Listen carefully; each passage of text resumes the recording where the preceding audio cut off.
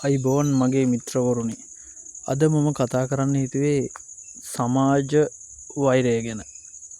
සමාජ වෛරය කියලා මම අදහස් කරන්නේ දැන් මේ වෙලාවේ මේ මොහොතේ සහ ගිය දවස් ටිකේ ඉඳලා ඒ වගේම මෑත කාලේ ඉඳලා මහා වෛරයක් රට පුරා පැතිරීගෙන යනවා. ඒ කියන්නේ වෛරයක් අවුලගෙන යනවා. ඒක ඉතින් කාලෙන් කාලෙට එක එක දේවල් මත සිද්ධ වෙන දෙයක්. සමහර දේවල් දේශපාලනික හේතු නිසා ඇති වෙන ඒවා වෙනවා. ඉතින් සමහර තවත් පෞද්ගලික ආරවුල් මඩ ගැසීම් මේ වගේ දේවල් නිසා ඇති වෙන සමාජ වෛරය වැපිරීම.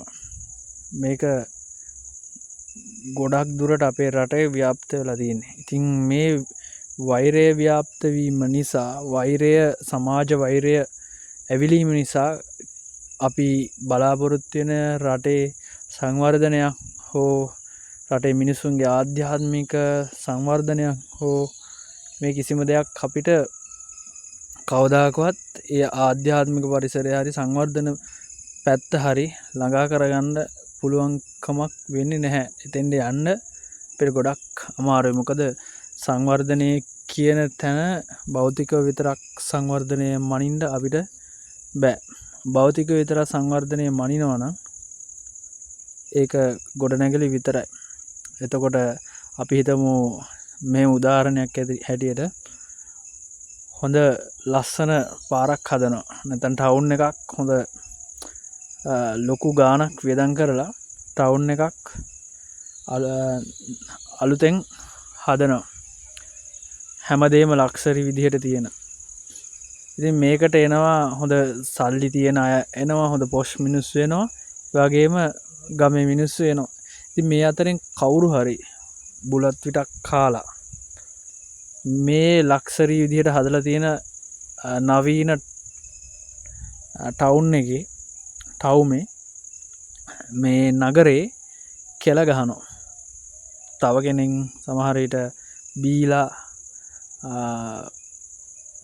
මද්ද්‍රව්‍ය පාවිච්චි කරලා ඒ ටවුමෙම දාලා යනවා. නැත්තම් එතන වමනේ කරනවා, විනාශ කරනවා. ඉතින් මේ විදිහට රට සංවර්ධනය වෙලා වැඩක් නැහැනේ. ඔය වගේ එක උදාහරණයක්. ඉතින් සමහර විට කෙනෙක් කුණු දාන්න පුළුවන්. දුප්පත් කෙනෙක් වෙන්නත් පුළුවන්. නැත්තම් පොෂ් කියලා කෙනෙක් හිතාගෙන ඉන්න කෙනෙක් වෙන්නත් පුළුවන්. ඉතින් කුණු දාන්න දුප්පත් පොහොසත් ભેදයක් නැහැ. බොහෝ විට කුණු දාන ඉතින් පොහොසත් කියලා හිතාගෙන ඉන්න මිනිස්සුනේ. ඉතින් මේ වගේ එතන සංවර්ධනයක් වෙලා කියලා කාටවත් කියන්න බෑනේ. භෞතික සංවර්ධනයක් වුණාට ආධ්‍යාත්මික සංවර්ධනයක් වෙලා නැහැ ඇත්තටම. ආධ්‍යාත්මික සංවර්ධනය වුණ මිනිස්සෙකුට කවදාකවත් ඒ දේ කරන්න බෑනේ. ඒ අලුතෙන් හදපු කවුරු හැදුවත් ඒ දේ විනාශ කරන්න බෑ. ඒ විනාශ කරන්න අදහසක් නැහැ. මොකද මේක තමන්ගේ රට, තමන් ජීවත් වෙන පරිසරය ඒකට ආදරය කරනවා. ඒක ඇතුළතින්ම එන දෙයක්. නීති රාමුවකට කොටු වෙච්ච දෙයක්ුත් නෙමෙයි. නීතියට බය කරන දෙයක්ුත් නෙමෙයි. ඒක ඇතුළතින්ම තමා තුළම හදාගත්ත සීමාවක්, දාගත්ත සීමාවක් වෙනවා. ඉතින් එතකොට මේ දෙකම අපි තුළ තියෙන්න ඕන. ඒ කියන්නේ ආධ්‍යාත්මික සහ බාහිර සංවර්ධනය. ආධ්‍යාත්මික විශ්වරම සංවර්ධනය වෙන්න ඕන. ඉතින් මේක මම කිව්වේ අපි කොච්චර භෞතිකව සංවර්ධනය වුණත් ආධ්‍යාත්මික සංවර්ධනයට යන්න බෑ. මොකද ඒ යන්න බැරි අපි අර කියන සමාජ රැල්ලට නැත්නම් සමාජ වෛරයට අපි එකතු වෙලා ඉන්න නිසා. ඒ කියන්නේ බොහෝ දෙනෙක් මේ කියන වෛරයට එකතු වෙලා. ඒ කියන්නේ සමාජ මාධ්‍ය භාවිතයෙන් මම දකින දේ තමයි, මගේ අදහස මේක. බොහෝ විට සමාජ මාධ්‍ය තුළ තියෙන වෛරය වැපිරීමනේ. කාට හරි මඩක් ගහනවා හෝ වෛරය වැපිරීම එක්ක රජයට මොකක් හරි මේ දේවල් වලින් මේ සමාජ මාධ්‍ය භාවිතා කරන අයට වෙන්නේ ඒ අය ඒ වෛරය වැපිරීමට නතු වෙනවා. ඒ කියන්නේ Tamanට අදාළ වුණත් නැතත් ඒකට නතු වෙනවා. අපි හිතමු කවුරු හරි කාට හරි බනිනවා කියලා වෛරී විදිහට වෛරී ප්‍රකාශ කරනවා කියලා. එතකොට මේක බලන කෙනා ඒ වීඩියෝ එකකින් හරි බලන කෙනා නැත්තම් පෝස්ට් එකක් දාලා හරි මේක ඒක බලන කෙනා මේක කියවනවා නැත්තම් බලනවා. මේ බලන කෙනාට ඒ තුලින් ඇති වෙන්නේ අර මඩ ගහපු හරි වෛරය කවුරු හරි ගැන වෛරය වපුරපු ඒ වචන ගැන නැත්තම් ඒ කෙනා ගැන අර බලන කෙනාට අදහසක් ඇති වෙනවා. අදහස් ඇති වෙනවා මේ අර තමන්ට ඒ කෙනා කිසිම හානියක් කරලා නැහැ. හැබැයි අර කියන වීඩියෝ හරි පෝස්ට් එක නිසා හරි මේ දකින්න නිසා එයාට ඇති වෙනවා අන්තිමේට අර තමන්ට කිසිම කරදරයක් කරපු නැති මනුස්සයා ගැන වෛරයක් ඇති වෙනවා. එතකොට අර කියන දේවල් ඇත්ත කියලා හිතනවා. වීඩියෝ එකෙන් පෝස්ට් එකෙන් හරි ඒ පෙන්නන දේවල් කියන දේවල් ඇත්ත කියලා හිතනවා. එකෙන් වෙන්නේ වෛරය ඇති වෙනවා. එතකොට මනුස්ස సంతානය තුල එකින් එක තුල ඇති වෙනවා ලොකු වෛරී භාවයක්. එතකොට මේ වෛරය තුල තමයි ජීවත් වෙන්නේ. දැන් Tamanට අදාළත් නැහැ. Tamanට කරදර කරලත් නැහැ. කිසිම ප්‍රශ්නයක්වත් නැහැ. හැබැයි අර කියන හැමදේම ඇත්ත කියලා හිතලා අන්තිමේට සමාජ වෛරයට එකතු වෙනවා. ඉතින් ඒකෙන් තමන්ගේ මානසිකත්වය දූෂණය කරගන්නවා, විනාශ කරගන්නවා. ඉතින් කොහොම තමයි තමන්ගේ අර එක සමාජයේ තියෙන වෛරයන්ට එකතු වෙන්නේ. ඉතින් ඒක මේ නවත්ත ගන්න තමන්ම කළ යුතු දෙයක් තමයි තියෙන්නේ. අපි හිතන දේ අපි දකින දේ අනුව අපි තව කෙනෙක් හරහා තව කෙනෙක්ගෙන් අහන්න ලැබෙන දේ හරහා හෝ අපි වෛරය තමන්ගේ ඇතුළාන්තය තුළ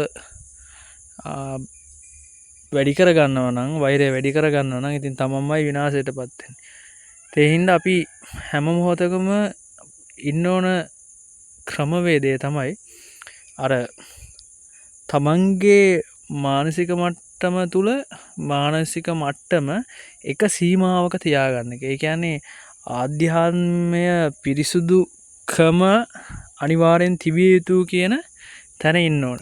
කියන්නේ තමන්ගේ ආධ්‍යාත්මය දූෂණය වෙන්න යම් විදිහකින් හරි දූෂණය වෙන්න යනවනම් ඒ ආධ්‍යාත්මික නිශ්චලභාවය පිරිසුදුභාවය විනාශ වෙන්න යනවා කියලා තේරෙනවනේ. ඒකෙන් ඉවත් වෙන එක තමයි අපි කරන්න ඕන. ඉතින් එතනදී අපි අනිවාර්යෙන් මේ කියන සමාජ වෛරයට ලක් වෙන්නේ නැහැ. සමාජ වෛරයට ලක් වෙන එකෙන් වෙන්නේ මුළු මහත් සමාජයේම වෛරය වපුරන්න ගත්තහම වෛරයම පවතින්න ගත්තහම ඉතින් ඕනම දෙයක විනාශය තමයි අවසානට සිද්ධ වෙන්නේ. ඒක ඉතින් අපිට ඇස්පනා අපිටම පේනෙනවා. ස්වභාව ධර්මයේ පවා මේ දේවල් වලින් අපිට පාඩම් කියලා දෙන්නේ මෙන්න මේ අපි ජීවත් වෙන ජීවන රටාව වෙනස් කරන්න. ජීවන රටාව කියන්නේ අපේ ඇතුළාන්තයේ පිරිච්ච ඒ කැකෑරෙන වෛරය, ද්වේෂය මේ වගේ මිදිලා මේ වගේ ඉවත් වෙලා පුළුවන් තරමක් ඉවත් වෙලා ජීවත් වෙන්න කියන එක තමයි මේ ස්වභාව ධර්මයේ පවා අපිට කියලා දෙන්නේ. ඉතින් ඒක අපි තේරුම් අරගෙන විශේෂයෙන් මේ සමාජ මාධ්‍ය හරහා ගෙනෙන ඒ වෛරය වපුරන දේවල් වලින් ඈත් වෙන්න තමන් බුද්ධිමත් නම් ඇත්තටම තමන් එකෙන් ගැලවෙන්න පුළුවන්කම තියෙනවා. මොකද ඒකනේ කියන්නේ තමන්ගේ සැනසීමට තමන්මයි හේතු වෙන්නේ කියලා. ඉතින් තමයි හිසට තමා තමයි සෙවණැල්ල කියලා කියනවනේ. ඉතින් ඒක අපි තේරුම් අරගෙන තමන්ගේ ආරක්ෂාවට තමා හැර තව එකෙක් නෑ කියන එක අපි තේරුම් අරගෙන තමන්ගේ අභ්‍යන්තරය හදාගෙන පිරිසුදුව ලස්සනට ජීවත් වෙන එක තමයි අපි කරන්න ඕන. සමාජ වෛරයට කවදාකවත් අහු වෙන්න එපා. ඒ අහු වෙන එකෙන් ඔබත් දන්නේ නැතුව අපායක තමයි ජීවත් වෙන්නේ. කියන්නේ වෛරය නැමැති ගින්නෙන් දැවි අපි තේරෙන්නේ නැහැ ඒක. හැබැයි අපි ඒ ගින්නෙන් දැවි දෙවි ජීවත් වෙනවා කාලයක් තිස්සේ. කාලයක් ගියාම තේරෙයි එතකොට අර පරක්කු වල වැඩි. ඉතින් ඒ හින්දා මේ වෛරයෙන් නිදහස් වෙන්න අනිවාර්යෙන් උත්සාහ කරන්න ඕනේ. මේ කහන ඔබට පුළුවන්කම තියේවි. එහෙම නැත්නම් අපි සමාජයක් හැටියට යන්නේ ලොකු අගාධයකට. එහි ප්‍රතිඵලය විනාශය ගෙනෙනවා වැඩි ඈතක නෑ කියන එක තමයි අපිට නම් තේරෙන්නේ. ඒ හින්දා ඔබ මේක අහනවා නම් ඔබ හරි තම තමන් මේක කරන්න ඕන දෙයක් තම තමන් තමයි මේකෙන් නිදහස් වෙන්න ඕන. ඒකට තම තමන් උත්සාහ කරන්න ඕන. ඉතින් එහෙම ආරාධනාවක් කරමින් මේ වීඩියෝ එක මෙතනින් නවත්තනවා. ඔබට ජය.